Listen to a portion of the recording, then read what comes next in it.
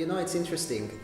You're being informed that you will play in a specific kind of setting or a space, or it will be open air, or it will be for a specific segment of people who work in a certain place or live in a certain place, or they're in a certain state or situation or condition. And I always go through this process. I always think, okay, with age I will learn, and I prepare myself for something different. But finally, as long as you play for living creatures that are surviving in this world and that are within their lifespan,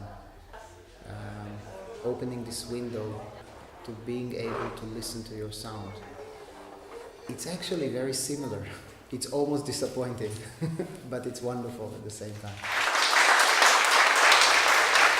Yeah, the funny thing is that the very audience which are part of the classical music establishment, the people who have been going to listen to classical music for the last 500 years, are not necessarily anymore the best kind of audience.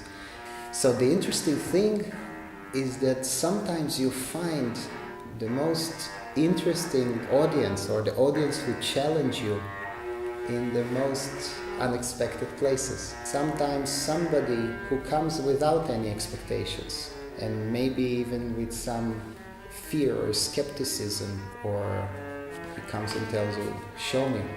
And you don't feel anymore that you are sitting in the instrument and pushing sound, but that you really are in a dialogue, and that the composer is behind you, and a surviving human being who is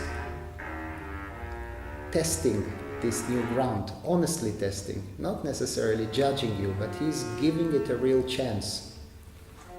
He's listening to you.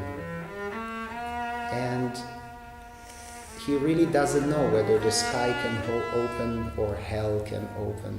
Suddenly music becomes again this extra dimension that can change your perception of life.